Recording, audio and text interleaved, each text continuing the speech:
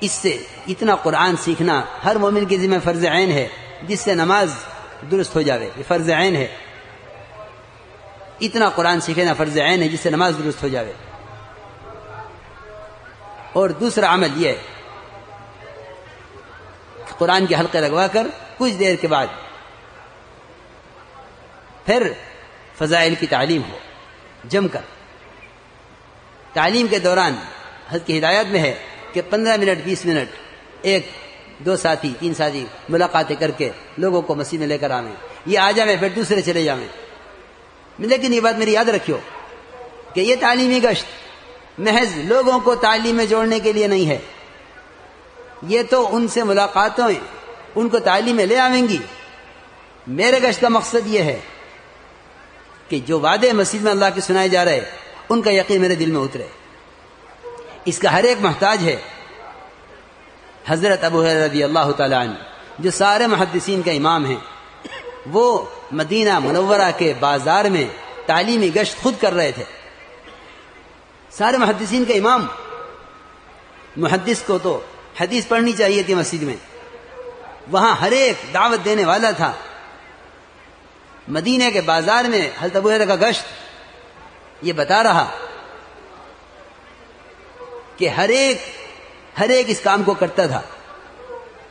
اس لیے میرے دوستو، تعلیم کے ساتھ تعلیمی گشت، جو مقام پر رہتے ہوئے ملاقاتیں ہیں، دیکھو بھئی ایک عنوان بنا ہوا ہے 2.5 گھنٹے کا، کم سے کم 2.5 گھنٹے تو کرو، 8 گھنٹے کی جم کر دعوت دو۔ وہ تو صرف مناسبت پیدا کرنے کے لیے 2.5 گھنٹے 3 گھنٹے 8 گھنٹے کی بات ہے۔ جو یعنی میری بات یاد رکھیو، جو 2.5 گھنٹے پر آ کر رک گیا اسے محنت سے مناسبت نہیں پیدا ہوئی۔ وہ تو 24 گھنٹے کا فکر بنانا مقصود ہے کہ اپنی دکان پر بھی بیٹھا ہوا ہو تو اس غم سے کہ اللہ کے بندے اللہ کے دین میں کیسے داخل ہو جائیں، ساری انسانیت کو ہدایت کیسے ہو جاوے۔ ایک آنے والے گاہک پہ دعوت دے گا، اس کا فکر دنیا سے آخرت کی طرف، اور اس کا فکر دنیا کے نقصان سے دین کے نقصان کی طرف پھر چکا ہے۔ یہ اپنی دکان پہ بیٹھا ہوا بھی مغموم ہوگا ساری انسانیت کی ہدایت کے لیے۔ اصل یہ مقصود ہے طبیعتوں کا بدلنا، لیکن صرف مناسبت پیدا کرنے کے لیے۔ یہ ایک محنت کی شکل بنی ہوئی ہے کہ کم سے کم یہ تو پورا مجمع طے کر لے کہ 2.5 گھنٹے تو ہمیں کم سے کم روزانہ اس محنت کے لیے دینے ہیں۔ اپنے مقام پر رہتے ہوئے جو مسجد کی آبادی کی محنت ہے، اس میں مسجد میں تعلیم اور ایمان کا حلقہ قائم کرتے ہوئے جتنے آج کے تقاضے ہیں ان سارے تقاضوں کو پورا کرتے ہوئے، گھر گھر کی ملاقاتیں کرتے ہوئے ہر ایمان والے کو نقد مسجد میں آنے کی دعوت دو۔ دیکھو میری باتیں یاد رکھیو، ہمارا کوئی پروگرام نہیں ہے یہ کہ چند گھروں میں ملاقاتیں کر لوں، میرا تبلیغ کا وظیفہ پورا ہو جاوے۔ یہ محنت ہے، ہر ایمان والے سے ملاقات کرنا ہے، ہر ایک کے پاس جاؤ، کیونکہ دعوت میں عمومیت ہے۔ یہ کوئی تبلیغی طبقہ نہیں ہے کہ ہم تبلیغی لوگوں سے ملاقات کریں۔ حضور اکرم صلی اللہ علیہ وسلم ہر انسان کو دعوت دیتے تھے، کسی کا درجہ اس سے کم نہیں سمجھتے کہ آپ اس کو دعوت دیں، یعنی برے سے برے آدمی کو دعوت دیتے تھے۔ سفر ہجرت میں آپ نے وہ راستے اختیار کیا جس میں ڈاکو رہتے تھے۔ صحابہ نے عرض کیا کہ یا رسول اللہ اس راستے سے نہ جائیں، اس میں ڈاکو ہے۔ فرمایا کہ ہمیں ڈاکوؤں کے راستے سے ہی جانا ہے۔ اس راستے سے آپ گئے جس میں ڈاکو تھے، ڈاکوؤں نے آپ کو دیکھا، آپ نے ان کو بلایا، اسلام کی دعوت دی، وہ اسلام میں داخل ہوئے۔ آپ نے وہیں ان کا نام بدلا اور انہیں مدینہ آنے کی دعوت دی۔ دیکھو میرے دوستو، ہر فرد کو دعوت دینا تبلیغ جماعت کا کام نہیں ہے۔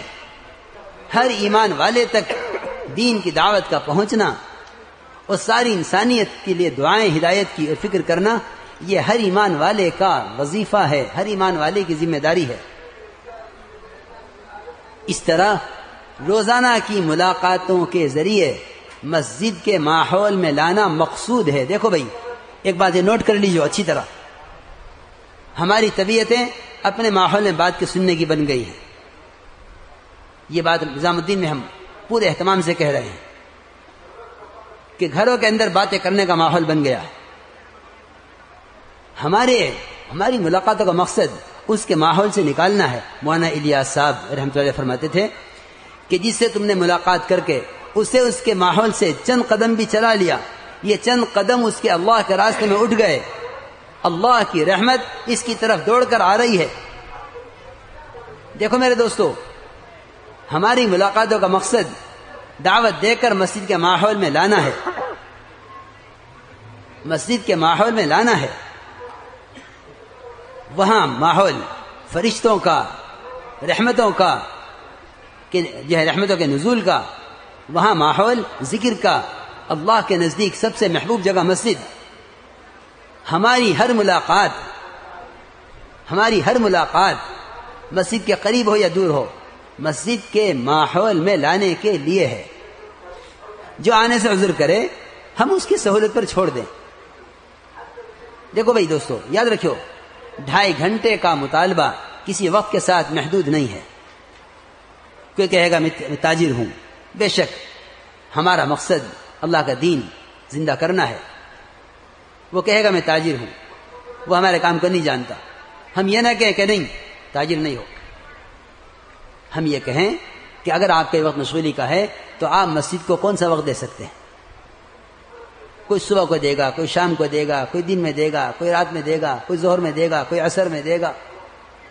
جو جس وقت دینا چاہے اس سے وقت لے لو، اور مسجد کی جماعت فکر کر لیں کہ بھئی اس وقت مسجد میں لوگوں نے آنے کا وعدہ کیا ہے، بتاؤ بھئی کون تیار ہے اس وقت میں ان کو مسجد میں آنے والوں کو یقین کی دعوت کون دے گا، غیب کے وعدے پر کون آمادہ کرے گا، تعلیم کے حلقوں میں کون رکھے گا، ان کی تشکیل مسجد کے ماحول میں کون کرے گا. آنے والے ساتھی مسجد کی جماعت یہ فکر کرے کہ صبح سے شام تک مسجد میں آنے والوں کو سنبھالنے کا. یہ تھی مسجد نبوی کی ترتیب، یہ ہمیں مقصود ہے. 5 آدمی 5 کام کر لیں مسجد میں. میرے دوستو، 5 کام کا ہونا کام نہیں ہے. ہر ایمان والے کا اعمال دعوت سے کرتے ہوئے مسجد سے متعلق ہونا یہ مقصود ہے.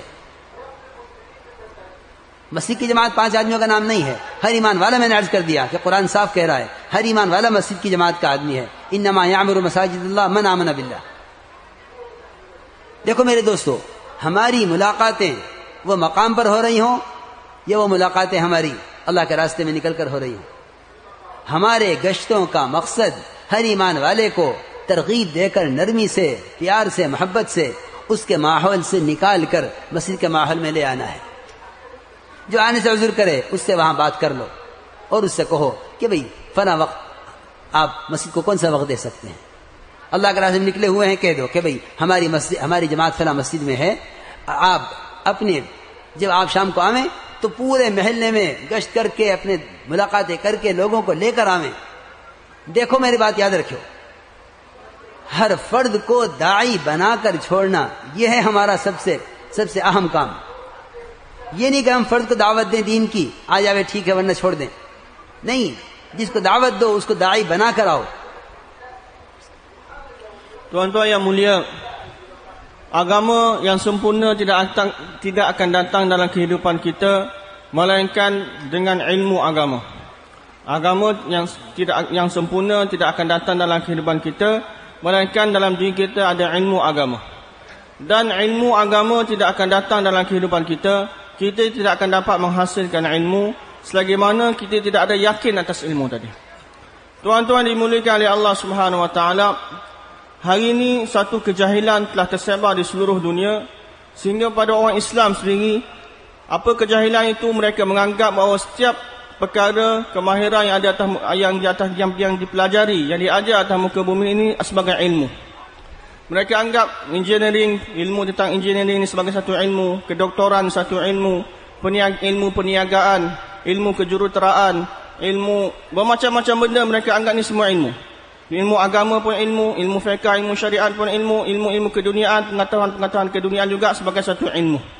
Ini satu kejahilan yang sangat-sangat besar, Maulana kata. Inilah satu kejahilan menganggap semua benda ni sebagai ilmu. Inilah satu kejahilan. Ilmu hanyalah untuk mengatakan apa ilmu yang sebenar apa dia? Ilmu ialah mengetahui apa yang Allah hendak dari saya.